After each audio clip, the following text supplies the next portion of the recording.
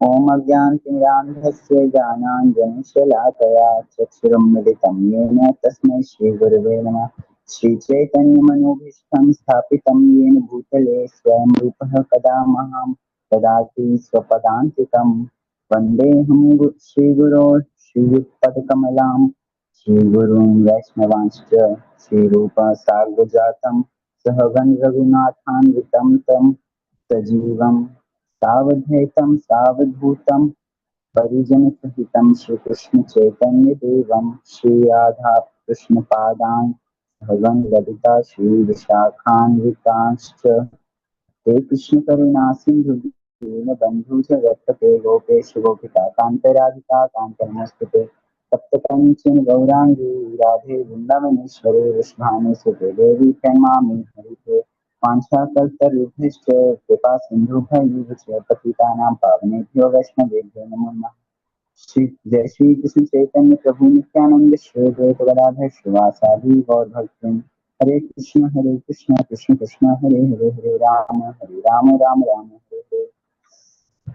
नमो विष्णुपादाय कृष्णप्रेष्ठाय भूतले श्रीमते भक्तिवेदांत स्वामी इति नामिने नमस्ते सारस्वती देवे गौरवाणी प्रचारिणे निर्विशेष शून्यादि पाश्चात् देशतारिणे। जय श्री कृष्ण चैतन्य प्रभु नित्यानंद श्री अद्वैत गदाधर श्रीवासादि गौर भक्तवृंद।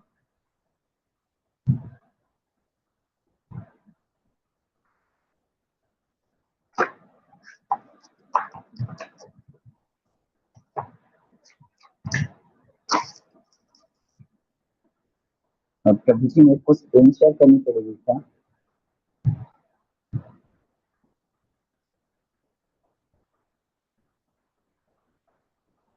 हरे कृष्ण। हरे कृष्णा प्रभु जी, आपको जरूरत है स्क्रीन शेयर करने की? अगर आपको जरूरत नहीं है तो आप ऐसे ही बोल सकते हैं। हरे कृष्णा। ठीक है प्रभु जी। भगवान श्री कृष्ण चैतन्य महाप्रभु जो कि स्वर्णिम अवतार कहलाए जाते हैं, वे पश्चिम बंगाल के नवदीप जिले के मायापुर में 500 साल पूर्व जन्म प्रकट हुए थे। जब भगवान श्री कृष्णचंद्र ने धरती पर अवतरण लिया था तो उनके नामकरण के समय उनके पिता श्रीनंद महाराज ने गर्ग मुनि को बुलाया था। गर्ग मुनि ने यह बताया कि कृष्ण अपने उस जन्म से पूर्व तीन अलग वर्णों में प्रकट हो चुके हैं, जो था लाल, हरा एवं पीला। लाल रंग में भगवान श्री वराह देव के रूप में प्रकट हुए थे। हरे रंग में भगवान श्री रामचंद्र एवं पीत वर्ण में गौरांग महाप्रभु जी के स्वरूप में प्रकट हुए हैं। श्रीमद् भागवतम में यह बताया गया है कि जो कली काल में भगवान श्री कृष्ण का अवतार होगा, वह भगवान के ही नामों का जप एवं संकीर्तन करने में व्यस्त रहेगा। भगवान श्री गौर ही कृष्ण हैं, परंतु एक भक्त रूप में। वे काले नहीं अपितु गौर वर्ण हैं। कृष्ण जब अपने भक्तों की भगवत गीता में कहा गया है कि कृष्ण, भगवान खुद कहते हैं भगवत गीता में, यदा यदा हि धर्मस्य ग्लानिर्भवति भारत अभ्युत्थानमधर्मस्य तदात्मानं सृजाम्यहम्। और इसके आगे भगवान यह भी कहते हैं कि मैं अपने भक्तों की रक्षा एवं दुष्टों के विनाश के लिए अलग अलग समय पर अलग अलग युगों में अवतार धारण करता हूँ। तो यहाँ पर जो कृष्ण हैं, वे द्वापर युग में शस्त्रों के साथ आए थे, जैसे कि गदा, चक्र आदि। परंतु कलयुग के समय भगवान श्री गौरांग के रूप में उनके पास शस्त्र भी है और वे इस कलिकाल में अपने भक्तों की रक्षा एवं अभक्तों को भी भक्त बनाने के लिए आए हैं, और वे कृपा कर कर अभक्तों को भी भक्त बना देते हैं। उनका जो अस्त्र है वह है हरि नाम संकीर्तन। भगवान श्री गौरांग की एकदम साधारण सरल पूजा विधि है, जिसके अंतर्गत संकीर्तन, भोग और भगवान के नाम का जप वो भी भगवान श्री गौरांग के मुख्य पार्षदों सहित उनकी एक चित्र पट्टिका के समक्ष। यही भी भगवान श्री गौरांग की एकमात्र सरल पूजा विधि है। अगर कोई भगवान श्री गौर की एक प्रतिमा अथवा अथवा कोई भी चित्र रखे उनके पार्षदों सहित एवं हरे कृष्ण महामंत्र का ध्यान पूर्वक जप करे तो भी वह भगवान को पा सकता है।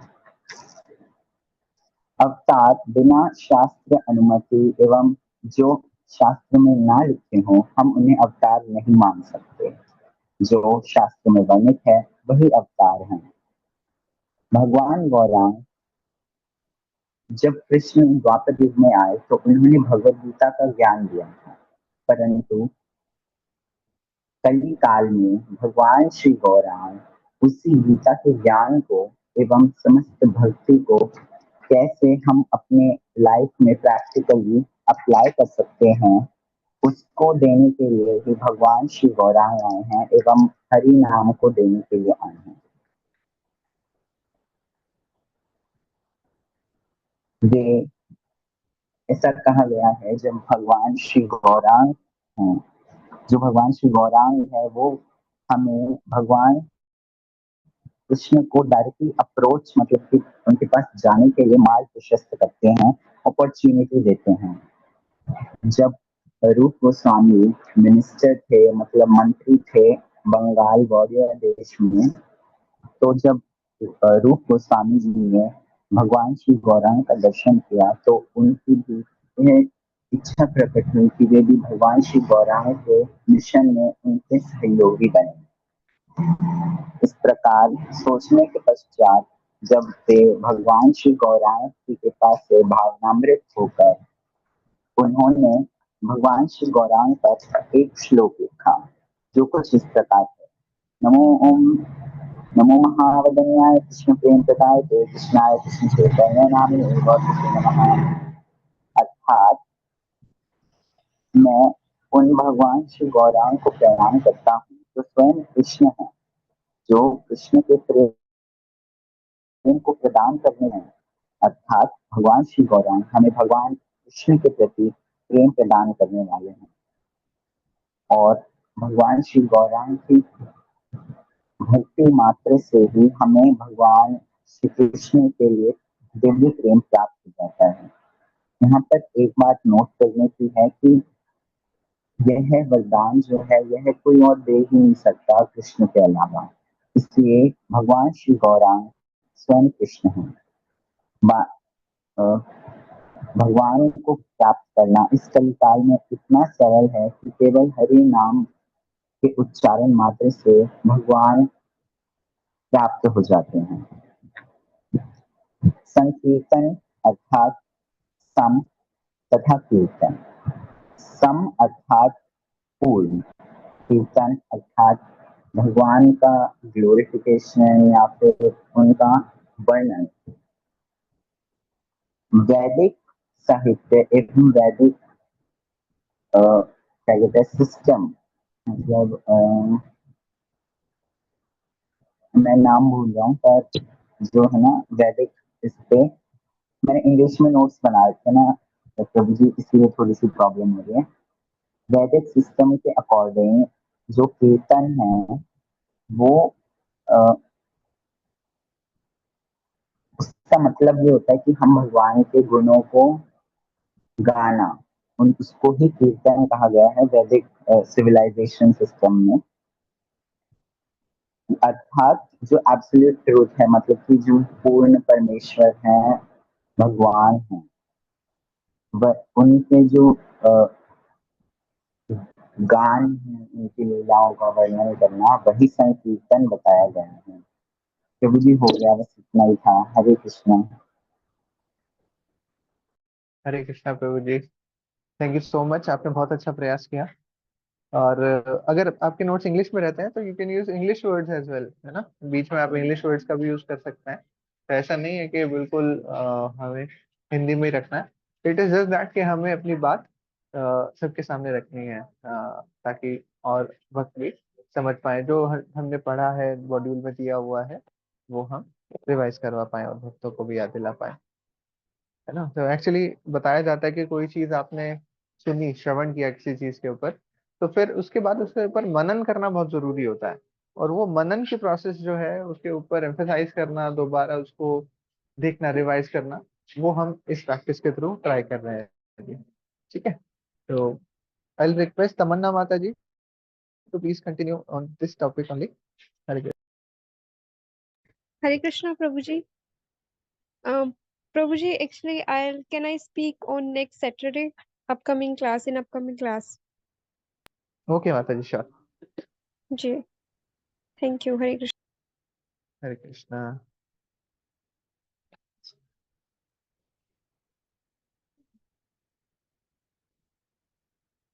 साधना माता जी ने डार्विन वाला टॉपिक चूज किया था, एंड संप्रदाय आचार्य ट्विंकल माता जी ने, किसी और ने कोई और टॉपिक भी चूज किया था, मैं भूल रहा हूँ, एक एक टॉपिक और चूज हुआ था लास्ट वीक, प्लीज आप बता दीजिए। प्रभु जी शायद किसी ने अहंकार वाला टॉपिक भी लिया था। अहंकार लिया था, राइट, मुझे भी अभी याद आ रहा था, बट किसने चूज किया था?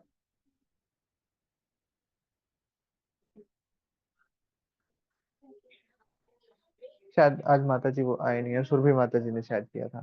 ठीक है, तो हम आगे बढ़ते हैं। साधना माता जी, आप डार्विन सिद्धांत और वो सब उसके बारे में बता सकते हैं। हरे कृष्ण।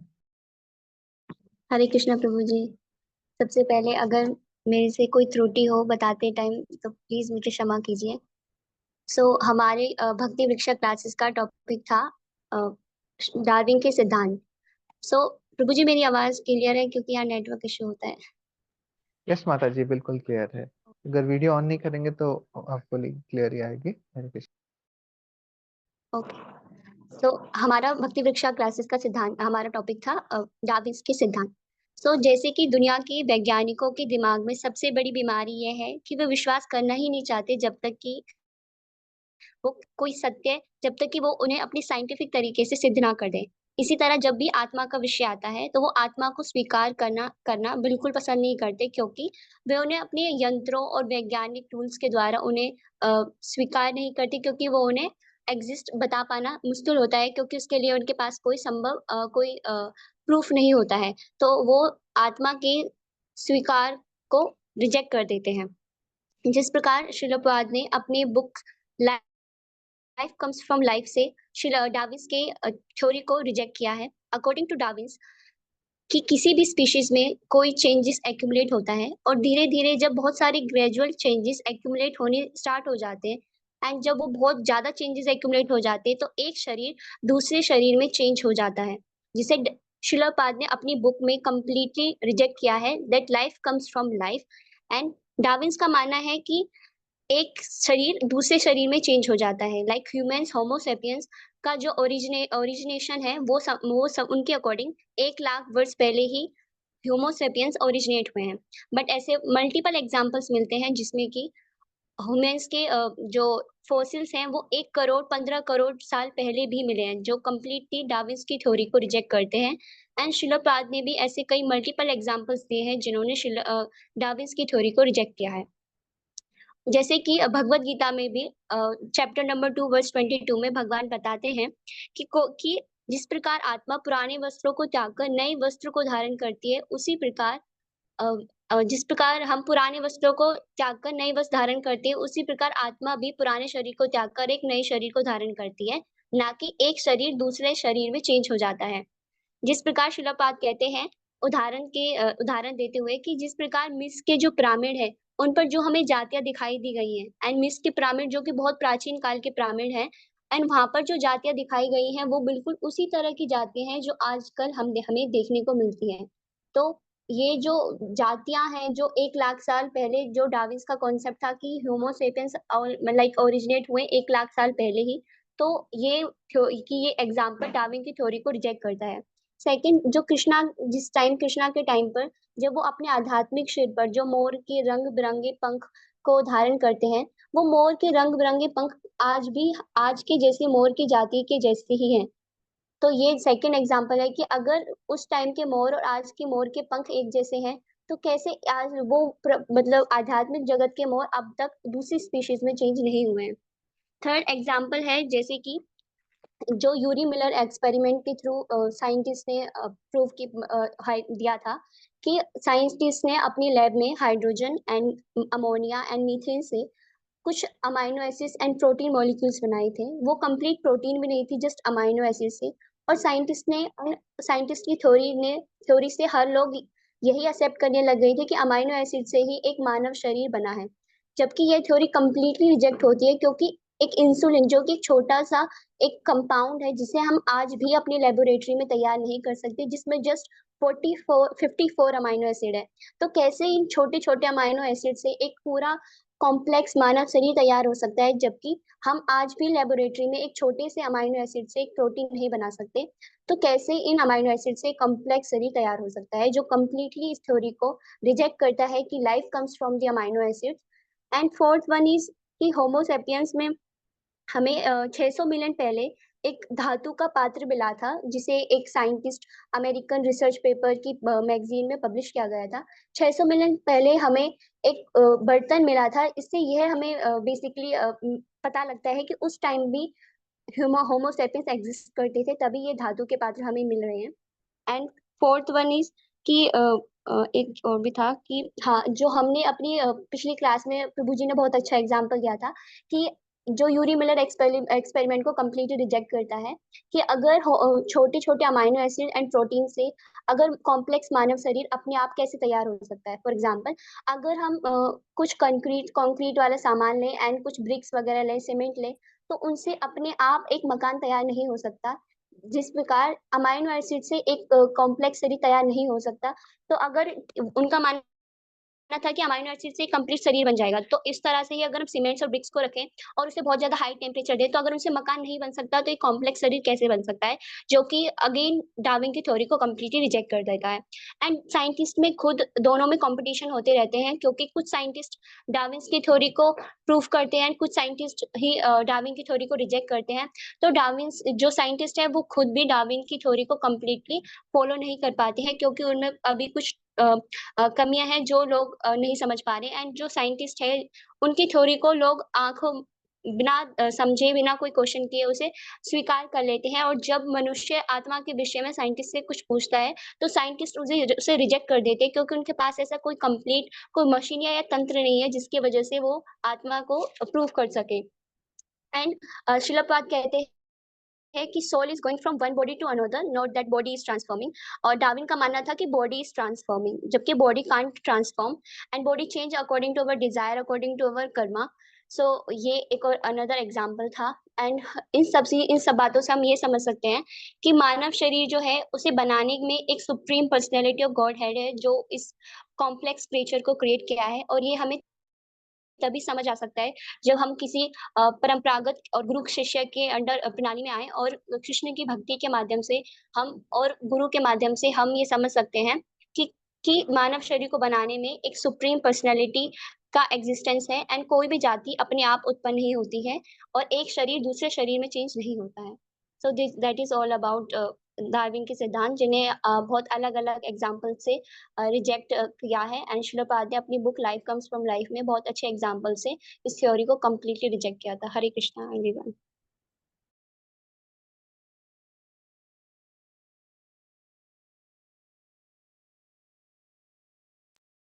हरे कृष्णा माता जी, थैंक यू सो मच। तो माता जी साइंस की पढ़ाई कर रही हैं, और साथ में आप देखिए कि जो साइंटिस्ट हैं उनकी थ्योरी के बारे में भी माता जी बोल रही हैं। तो yes, this is a correct method कि हम लॉजिकली सोचे चीजों के बारे में, जो हमारे स्क्रिप्चर्स हैं उनके बारे में हम सोचें। थैंक यू माता जी, thank you so much. Next हम मूव कर सकते हैं।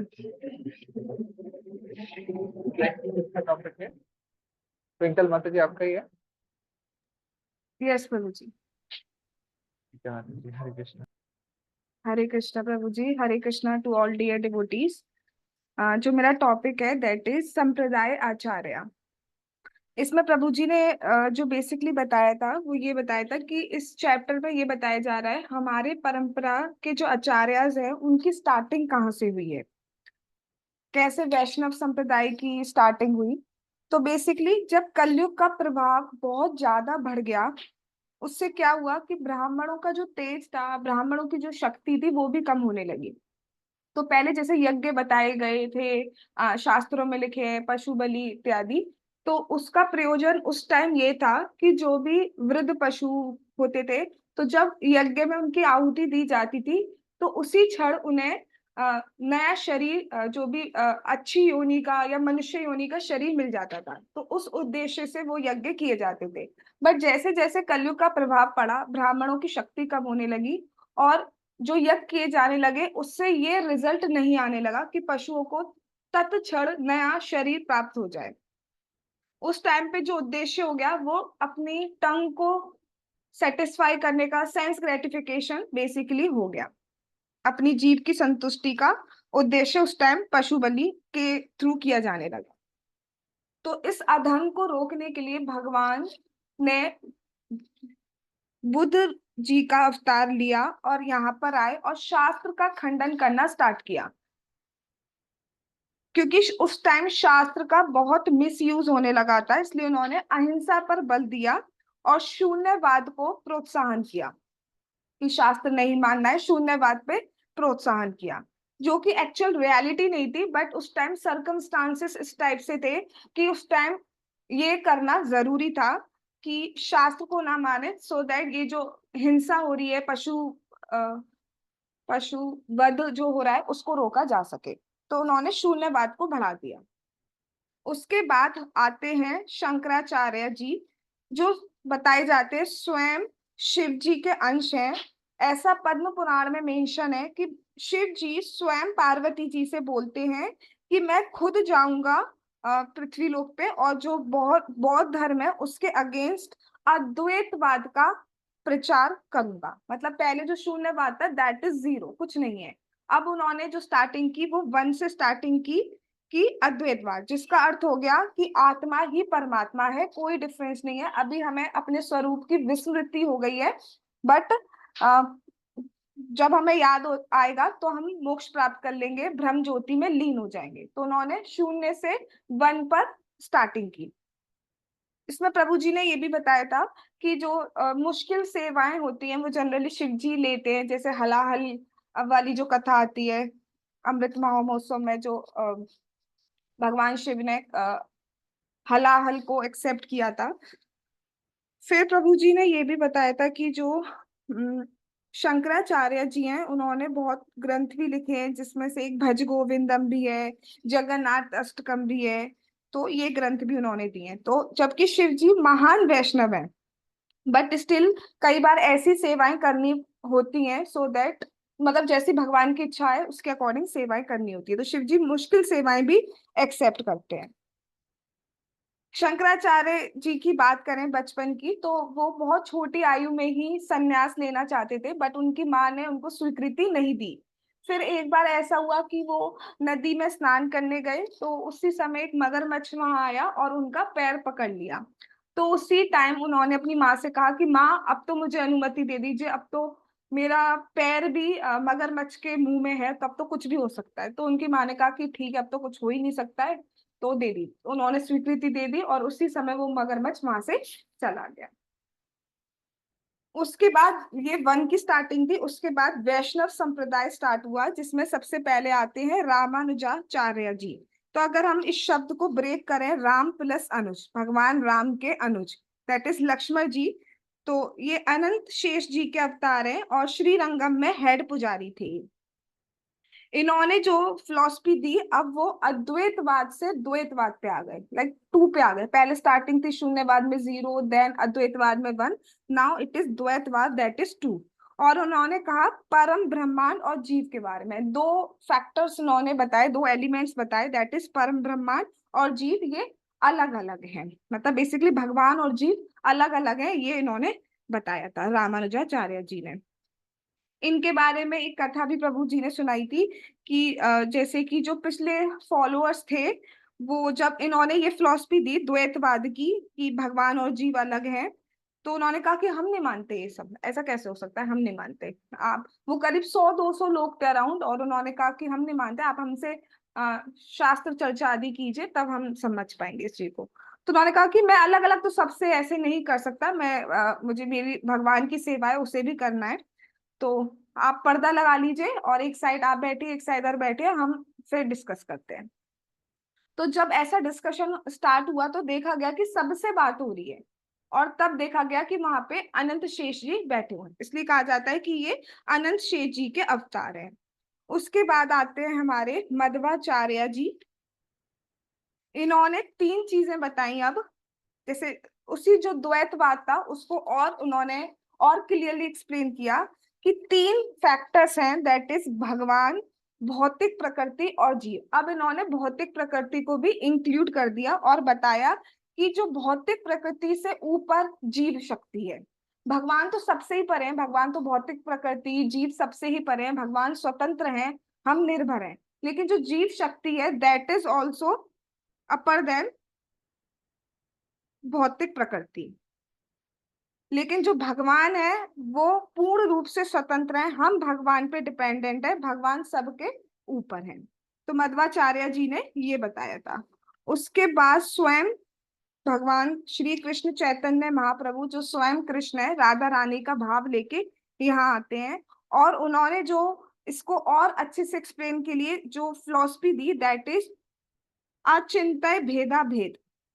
तो इन्होंने क्या किया था, चैतन्य महाप्रभु जी ने, जो हमारी 4 प्रमाणिक संप्रदाय हैं, श्री संप्रदाय, ब्रह्म संप्रदाय, रुद्र संप्रदाय और कुमार संप्रदाय, इन चारों संप्रदाय के जो अच्छे अच्छे पॉइंट्स थे उनको ले लिया और उसका एक फिलॉसफी फॉर्म में हमें दिया है।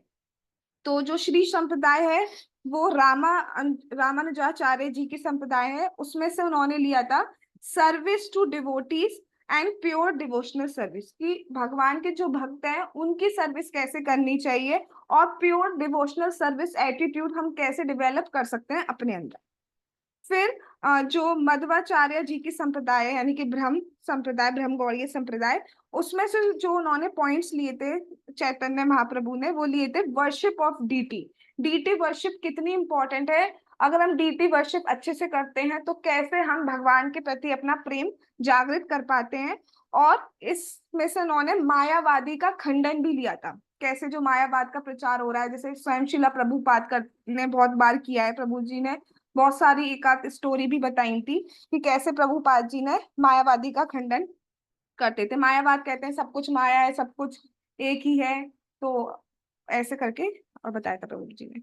उसके बाद जो 3rd संप्रदाय है, रुद्र संप्रदाय, जो विष्णु स्वामी आचार्य जी ने लीड किया था, उसमें से महाप्रभु ने जो पॉइंट्स लिए थे वो थे direct service to God and spontaneous attraction, कि अगर हमारी भौतिक इच्छा भी है ना तो भी डायरेक्ट सर्विस टू गॉड, भगवान से मांगे, भगवान उस इच्छा को भी पूरी करेंगे, और फिर धीरे धीरे हमारे अंदर जो ये डिजायर है उसको भी खत्म कर देंगे, क्योंकि अल्टीमेटली वो हमारे लिए आगे बैरियर बनेगी भक्ति में, प्रेम में भगवान के। फिर जो हमारी 4th संप्रदाय है, कुमार संप्रदाय, जिसको लीड निम्बार्क आचार्य जी ने किया था, उसमें महाप्रभु ने बहुत ही इंपॉर्टेंट जो पॉइंट्स हैं या फिलॉसफीज है वो ली थी, that is shelter of Shrimati Radha Rani and following the gopis, जो कि हमारा जो हरे कृष्ण महामंत्र है उसमें जो प्रथम जो नाम आता है वो श्रीमती राधा रानी का ही आता है, तो वो उस पर ही आधारित है। तो ये जो तत्व है, ये जो फिलॉसफी है अचिंत्य भेदा भेद, इसका अर्थ क्या है, इसका अर्थ ये है कि हम भगवान के अंश हैं, पार्सल हैं, लेकिन हमारा भगवान से भेद भी है और अभेद भी है। अभेद यानी कि बराबरी की बात किया जाए तो गुणवत्ता की दृष्टि से हम भगवान के बराबर हैं, लेकिन क्वांटिटी वाइज हमारे में और भगवान में बहुत भेद है। जैसे भगवान का अर्थ, भगवान शब्द का अर्थ हो गया जो 6 ऑप्युलेंसेस से परिपूर्ण हो, भगवान परम धनवान है, भगवान परम ज्ञान है, भगवान के पास पूर्ण रूप से बल है, पूर्ण रूप से वैराग्य है, पूर्ण सुंदर है भगवान, पूर्ण यश है भगवान का। लेकिन हम में क्या हो सकता है कि ये क्वालिटी हम में प्रेजेंट है, हम में कुछ धन हो सकता है, कुछ ज्ञान हो सकता है, कुछ वैराग्य, कुछ यश इत्यादि हो सकते हैं, बट क्वांटिटी में हम में ये बहुत बहुत ही ज्यादा कम होता है। या अगर कुछ क्वालिटीज भी प्रेजेंट है तो कुछ क्वालिटीज प्रेजेंट होंगी, सारी एक साथ सब में प्रेजेंट नहीं हो सकती, लेकिन भगवान में ये पूर्ण रूप से प्रेजेंट होता है। तो यही है अचिंत्य भेदाभेद तत्व। हरे कृष्णा।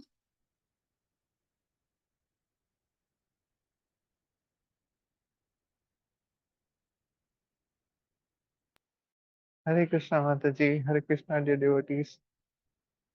बहुत ही अच्छे से आपने एक्सप्लेन किया माता जी। एक्चुअली ये बहुत ही इम्पोर्टेंट टॉपिक है। ये जो मॉड्यूल है हमारा, इसमें सारे ही इम्पोर्टेंट टॉपिक्स हैं एक्चुअली। चैतन्य महाप्रभु कौन है, उनके बारे में जानना, है ना, वो भी बहुत इम्पोर्टेंट है कि इस कलयुग में हमारे भगवान कौन है, इस कलयुग के राजा कौन है, चैतन्य महाप्रभु, राइट। तो बहुत इम्पोर्टेंट है चैतन्य महाप्रभु को जानना। हम बार बार बोलते हैं निताई गौरंगा, गौरंगा नित्यानंद। तो हमें जानना चाहिए कि वो है कौन, है ना। तो उसके बाद डार्विन के बारे में जानना, कि जो साइंटिस्ट हैं, बट उनके बारे में जानना है कि साइंटिस्ट क्या बोल रहे हैं, है ना। कुछ भी बोलते रहते हैं साइंटिस्ट, तो हमें वो एकदम से ऐसे एक्सेप्ट नहीं करना चाहिए। जैसे कि बिग बैंग थ्योरी के बारे में बताया जाता है कि कुछ पार्टिकल्स हैं, ब्लास्ट हुआ और ये सृष्टि की संरचना हो गई, सृष्टि तैयार हो गई, ऐसा बताता है। तो कितना इसमें ट्रुथ है, आप खुद से देखिए। इतने बड़े बड़े मंदिर बना देते हैं इस्कॉन को। अभी इस्कॉन द्वारका दिल्ली वाला मंदिर बन रहा है, कितने फंड्स उसके लिए चाहिए। भक्त लोग कितना प्रयास कर रहे हैं कि सभी को सेवा में लगाया जाए। अगर ऐसा होता है कि मंदिर तैयार करना है, बिग बैंग थ्योरी करनी थी, अगर वो अप्लाई करते हैं तो एकदम सिंपल है, झपकते ही इतना सुंदर भव्य मंदिर तैयार हो गया होता है ना। ब्लास्ट होगा और सब रेडी हो जाएगा। तो ऐसी थ्योरीज हैं जिनको काटना भी जरूरी है कि हाँ ऐसा नहीं होता है। और फिर कई बार लोग सवाल उठाते हैं कि इस्कॉन क्या, ये क्या, वो क्या, कहाँ किस चक्कर में पड़ गए हो आप। एक बार इस्कॉन की हिस्ट्री जान के देखो, तब पता लगेगा कि कितनी रिच हिस्ट्री है इस्कॉन की। ब्रह्म गौड़ीय मध्व संप्रदाय के बारे में जान के देखिए, कितना सुंदर यहाँ पर हमें देखने को मिलता है हिस्ट्री में, कितने पास टाइम्स आते हैं।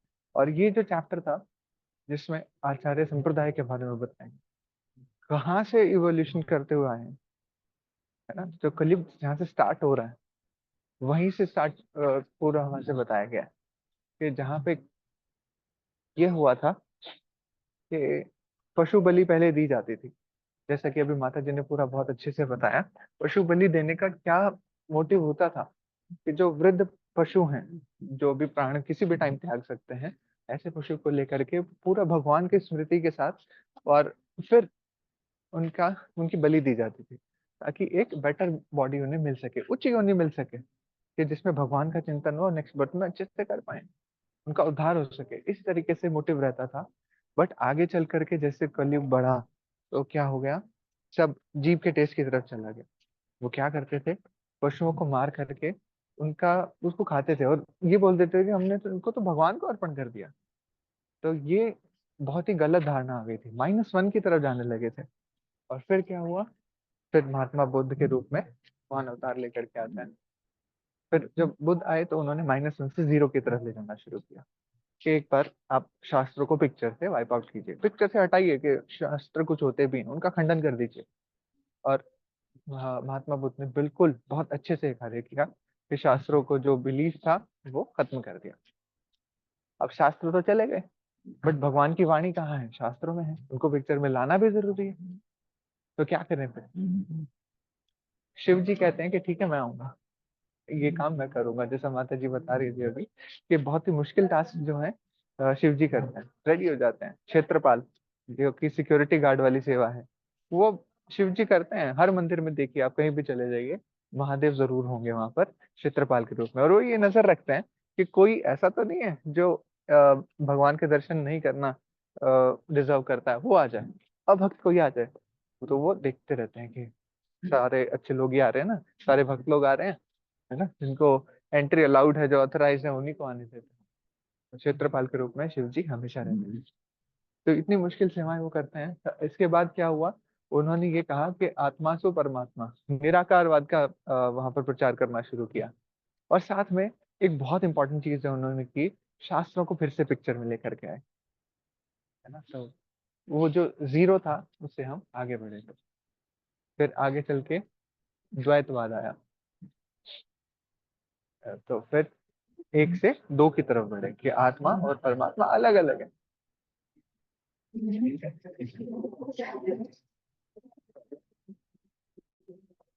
Sorry for the disturbance. तो ऐसा चल करके पूरा आगे की तरफ बढ़े हैं। फिर जाकर के चैतन्य महाप्रभु स्वयं आते हैं, ब्रह्म गौड़ीय मध्वा संप्रदाय के अंदर ही आते हैं, इसी परंपरा के अंदर आते हैं। और फिर जो चार प्रामाणिक संप्रदाय हैं उनका बेस्ट चीज निकाल निकाल के हमारे सामने प्रेजेंट करते हैं कि लीजिए आपको बिल्कुल रेडीमेड सारी चीजें मिल जाएंगी। और बताया जाता है कि आगे चल करके सारे संप्रदाय एक ही हो जाएंगे, और हो भी क्यों ना, तो सारी बेस्ट चीजें एक जगह निकाल के रख दी गई हैं, तो सारे लोग उसको एक्सेप्ट करेंगे और यहाँ पर आएंगे। अभी जैसे माता जी अभी बता रही थी निम्बार्क संप्रदाय के बारे में भी। अ, मेरे स्कूल में एक स्टूडेंट है, अभी 12th क्लास में है। He is from Nimbarka Sampradaya and he is also initiated. दीक्षा भी हो चुकी है उनकी। मैंने कुछ जानने का प्रयास किया कि आप हम कुछ बताइए कि कैसा है, क्या आप लोग फॉलो करते हैं। तो वो भी कंठी माला पहनते हैं, शिखा रखते हैं। और मैंने जानने का प्रयास किया क्या मंत्र उच्चारण करते हैं। That is confidential for them. मतलब हमारे लिए कॉन्फिडेंशियल है, उनको तो मिल गया है जो मंत्र उच्चारण करना है उन्हें, बट वो किसी और के साथ तो शेयर नहीं करते हैं। तो मोस्टली चीजें वही है, राधा रानी का उनका अ, बिल्कुल फॉलो करते हैं। साथ में गोपियों का क्या भाव है वो सब फॉलो करते हैं। और वो भी विदाउट अनियन गार्लिक और भगवान को भोग लगा करके सुबह के टाइम उठते हैं और जब करते हैं। तो ये चीजें मुझे वहां पे भी पता चली। तो बहुत अच्छा लगता है एक्चुअली कि वो स्कूल में, मतलब स्कूल स्टूडेंट्स भी अब थोड़ा आगे बढ़ रहे हैं। और ऐसा नहीं है कि सिर्फ ब्रह्म गौड़ीय मध्वा संप्रदाय, और भी संप्रदाय हैं उनसे भी जो प्रामाणिक संप्रदाय हैं मैं उनकी बात कर रहा हूँ, उन पर भी काफी सारे लोग जुड़ रहे हैं अब। राइट। तो इस्कॉन का क्या है, बहुत सारा प्रचार जो है वो इस्कॉन का थोड़ा पावरफुल है कि वो अलग अलग बहुत प्रीचिंग स्ट्रैटेजीज के साथ लोगों को बताते हैं हरि नाम के बारे में, भगवान के बारे में। आप खुद से सोचिए जो अंग्रेज लोग हैं उनकी क्या क्वालिफिकेशन थी, कुछ जानते भी थे वो भगवान के बारे में क्या होता है, पर क्या क्या श्रील प्रभुपाद ने इतनी सुकृति उनकी अर्ज है कि वहां पर पे जाके वो रथ यात्रा ऑर्गेनाइज करवा रहे हैं, रथ यात्रा ऑर्गेनाइज करवा रहे हैं और हरि नाम पे डांस कर रहे हैं।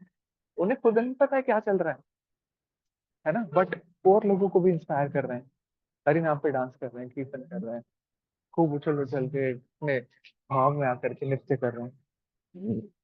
तो देखिए कि कैसे शिल प्रभुपाद ने प्रचार किया, है ना। तो बस ये जो हमारी विस्मृति है कि हम भगवान से कांटेक्ट अपना भूल गए हैं, यही चीज हमें बस याद दिलवाने के लिए हमें इस रीडिंग करते रहना चाहिए, श्रवण करते रहना चाहिए। अभी जैसे ट्विंकल माता जी बता रही थी तो मुझे खुद अभी रेफरेंसेस मुझे याद आ रहे थे कि ये वाली कोट अमोघ लीला प्रभु जी ने ऐसे बताया था रामानंदाचार्य जी के बारे में। बहुत सारा इस्कॉन का ना, बहुत सारे ऐसे लेक्चर्स, ऐसे कोट्स अवेलेबल हैं, ऐसे बुक्स में बहुत सारे अवेलेबल है भगवान के बारे में, हम जान सकते हैं इनको। और अगर हम जानते रहेंगे तो हमें डिवोटी एसोसिएशन प्राप्त होगी। कई बार कहते हैं कि मैं मंदिर नहीं जा पा रहा हूँ तो क्या करूँ, तो बुक रीडिंग आप कीजिए, श्रवण कीजिए, उससे भी आपको एसोसिएशन मिल रहा है। एबीसीडी की शुरुआत ए एसोसिएशन से ही हो रही है कि भक्तों का संग मिले, राइट। तो भक्तों का संग फिजिकली भी करना जरूरी है, मंदिर में जाना, भक्तों का आचरण कैसा है वो सब जानना भी जरूरी है। बट कई बार ऐसा होता है कि हम नहीं पहुंच पाते, घर से बाहर नहीं निकल पा रहे हैं, कुछ जाम लगा हुआ है, नहीं पहुंच पा रहा हूँ मैं टेम्पल, या मेरे घर में कुछ ऐसा जरूरी काम है कि मैं नहीं निकल पा रहा हूँ। तो आप बुक रीडिंग कीजिए, है ना, श्रवण कीजिए, कोई लेक्चर सुनिए बहुत अच्छा, आपको वो डिवोटी एसोसिएशन के फायदे वहां पर भी मिलेंगे। तो ये बहुत ही इंपॉर्टेंट टॉपिक्स हैं जो अभी चल रहे हैं। आई रिक्वेस्ट के नेक्स्ट वीक, जैसे अभी तमन्ना माता जी ने बोला चैतन्य महाप्रभु के बारे में वो बोलने वाले हैं, तो I request other devotees as well कि वो भी बोलें। प्रदीप चौधरी प्रभु जी, आप कौन सा टॉपिक लेना पसंद करेंगे? प्रभु जी, मैं भी चैतन्य महाप्रभु का स्वर्ण अवतार के बारे में नेक्स्ट सैटरडे। ठीक है। अच्छा, एक और मुझे अभी पॉइंट अभी क्लिक हुआ कि ये क्यों जरूरी है, हमें बोलना क्यों जरूरी है। ये जो बोलने के लिए ना, आप अगर 5 मिनट बोलना चाहते हो, 1 घंटा प्रिपेयर करना पड़ सकता है, आधा घंटा आपको प्रिपेयर करना पड़ सकता है। और उस आधे घंटे में कितनी रीडिंग आपको करनी पड़ेगी, कितना श्रवण आपको करना पड़ेगा, ये देखिए आप कितना अच्छा लगेगा आपको। और वो टॉपिक आपको चूज करना चाहिए जिसके बारे में आपकी जानने की और भी इच्छा है, बट किसी रीजन की वजह से आप नहीं पढ़ पाए उसके बारे में। ऐसा टॉपिक आप चूज कर सकते हैं और बेनिफिशियल होगा। तो प्रदीप चौधरी प्रभु जी ने बता दिया है, चैतन्य महाप्रभु के बारे में बोलेंगे। नम्रता माता जी, हरे कृष्णा। आपको फिर से कॉन्ग्रेचुलेशंस अगेन, जो रिजल्ट्स अनाउंस हुए क्विजेस के, आप फिर से उसमें टॉप पे हैं। मंथली में भी आप टॉप पे हैं, आपका नाम हमेशा वहां पर होता है। मैनी कॉन्ग्रेचुलेशंस माता जी, आप सच में इंस्पिरेशन है हम सबके लिए। थैंक यू प्रभु जी, thank you so much. Hare Krishna. तो आप हरे लोग कृष्णा माता जी। इंस्पिरेशन है, आप लोग के ही सहायता से, मतलब आप लोग इतनी मेहनत कर रहे हो तो मेरी थोड़ी साधना हो पा रही है। तो मैं तो पुनः पुनः आप लोग को ही थैंक यू बोलना चाहूंगी, क्योंकि विद इन अ बहुत ईयर ठीक है, जो इतना आपकी एक्सपीरियंस हम्बलनेस है। हुआ है, नहीं जी फॉर जी माता जी। रियल, मतलब बहुत ज्यादा बेनिफिशियल था वो मेरे लिए। आई रियली वांट कि और भी लोग जो है ना इसमें seriously, if they can, they should do this quizzes and lectures for real. They are very beneficial. So thank you प्रभु जी, आप लोगों को माता भी। जी। हरे कृष्णा। समूल कृष्ण प्रभु जी की जय, जगत गुरु श्रील प्रभुपाद की जय। सब ग्लोरीज उन्हीं को है माता जी, उन्हीं के प्रयास हैं। तो आपके मुख से भी हम कुछ सुनना चाहेंगे, आप कुछ भी टॉपिक चूज कर सकते हैं। यस प्रभु जी, एक्चुअली मैंने अभी एक ही लेक्चर अटेंड किया है, तो अभी ओके फर्स्ट टाइम ही ये कर पा रही हूँ। मैं नेक्स्ट जो मॉड्यूल होगा मैं उसमें फॉर श्योर चूज करूंगी, मतलब ठीक क्योंकि है। नोट्स भी मेरे पास नहीं है। बट ठीक है। आज मुझे काफी कुछ इनके रिवीजन से सीखने मिला, तो मुझे थैंक यू सभी भक्तों को भी, आप लोग की वजह से मैं और सीख पाई हूँ। Thank you so much. Thank you माता जी। हरे कृष्ण। सुभाष चंद्र प्रभु जी, हरे कृष्ण। हरे कृष्ण प्रभु जी। प्रभु जी, मैं विविध विषय पे चाहूंगा बोलना, अगर जय हो हो। पाया तो। बिल्कुल बिल्कुल प्रभु जी। देखिए हमारा प्रयास है, और ये प्रयास गुरु परंपरा देख रही है, श्रील प्रभुपाद देख रहे हैं ना, तो जी प्रभु जी। हमें कोई भी डरने की जरूरत नहीं है। तो बिल्कुल वही शक्ति देने वाले, हमारा प्रयास ही देखना होता है हमको। एक बार जब प्रयास दिखेगा ना, तो बिल्कुल आगे बढ़ाएंगे हमें। मुझे अभी हितोलेंस गोपाल कृष्ण गोस्वामी महाराज का किस्सा याद आ रहा है। उनके जो सेक्रेटरी हैं या उनके रूप में जो भी थे उस टाइम पे, तो वो बताते हैं कि एक बार क्या हुआ, रात को तबीयत थोड़ी ठीक नहीं थी महाराज की, और रात को वो पानी मांग रहे हैं। जो भी भक्त थे, जो भी उनके शिष्य रूप में थे उस टाइम पे, उनसे वो पानी मांग रहे हैं कि मुझे थोड़ा पानी दे दीजिए। महाराज, वो उनको, उनकी आंख लग गई थी उनके शिष्य की, और वो नहीं उठ पाए, उनकी आवाज भी नहीं सुन पाई। तो महाराज ने क्या किया, खुद से उठ के जाने का प्रयास किया, और महाराज वहां पर गिर गए। गिरने पर थोड़ी आवाज हुई, तो वो शिष्य की आंख खुली कि क्या हुआ, कुछ शोर हुआ है। और वो शिष्य बताते हैं कि पूरी गुरु परंपरा वहां पर बैठी हुई थी। गुरु परंपरा ने महाराज को संभाला हुआ था, अपनी गोद में बिठाया हुआ, है ना। तो गुरु परंपरा हमें कभी नहीं छोड़ती है। एक बार प्रयास करके देखिए, तो सबकी शक्ति हमें मिलती है, जो कि हम जिनसे भी कनेक्टेड होते हैं, जैसे कमल कृष्ण प्रभु जी के थ्रू हम कनेक्टेड हैं, तो वहां से वो गुरु परंपरा की जो हमारे पास शक्ति है वो आ रही होती है। तो बिल्कुल प्रयास करते रहना चाहिए। थैंक यू प्रभु जी। और सुप्रिया माता जी, हरे कृष्णा।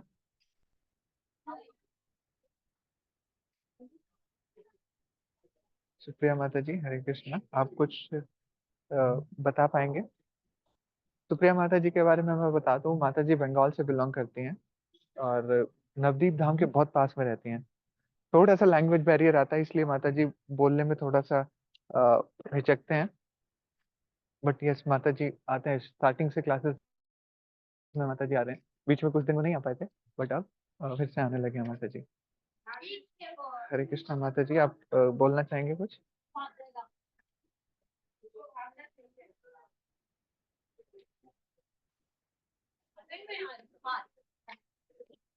कोई बात नहीं। हरे कृष्णा।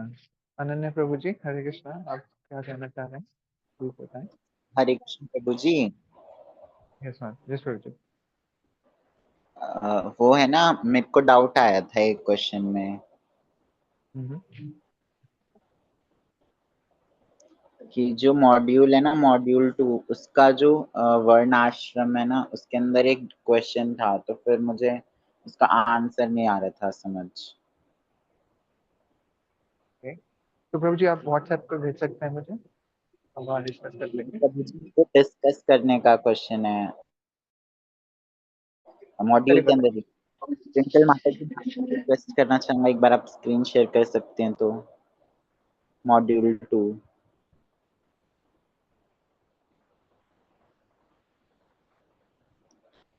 2 के अंदर वर्णाश्रम में जो क्वेश्चन आंसर सीरीज नहीं होती, वो हाँ यहीं पे प्रयोग में। प्रभु जी जो ये सेकंड क्वेश्चन है ना, प्रयोग के अंदर चर्चा करे कि यदि प्रत्येक व्यक्ति कृष्ण की शरण में जाए तो कैसा होगा, ये वाला क्वेश्चन, इसका क्या उत्तर हो सकता है? हरे कृष्णा प्रभु जी, आपने मॉड्यूल रीड किया है ये वाला, मतलब ये चैप्टर जो है, हाँ प्रभु जी, इसमें मैंने नोट कुछ रिलेट कर किया। पाए आप इससे कुछ रिलेट करके आप बताना चाहें तो बता सकते हैं, अदरवाइज हमारे हाँ प्रभु, हमने जो मैंने श्रवण तो किया है, पूरा कुछ रीडिंग की, उसके अकॉर्डिंग तो सब पूरी लोग भक्त रीडिंग के बता ही बाद सकते हैं।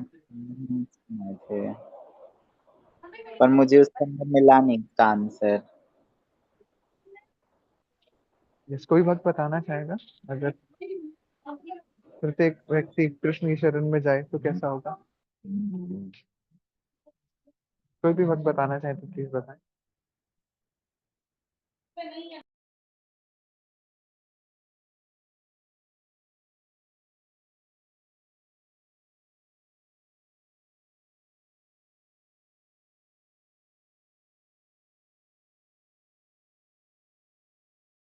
नहीं, कोई बात नहीं।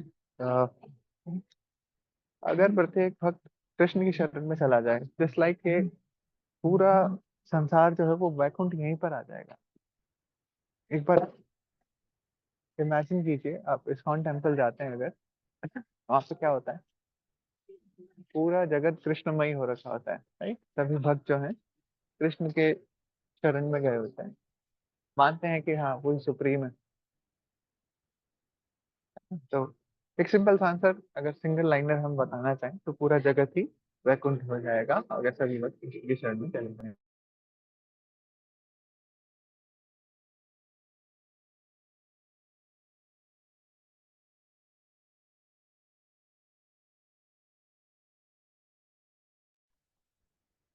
हरे Krishna.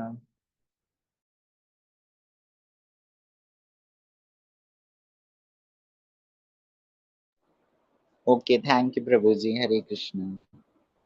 Hare Krishna. Okay, wind up कर सकते हैं हम, ताकि हम सब मिलकर सभी वैष्णव के चरण कमलों की वंदना करते हैं, जो कल्प तरु के समान हमारी समस्त इच्छाओं को पूर्ण करने में समर्थ है। पतित आत्मा के प्रति दयालु हैं, करुणा के सागर हैं, वांछा कल्प तरु हैं, कृपा नित्य है, पतितानां पावनेभ्यो वैष्णवेभ्यो नमः।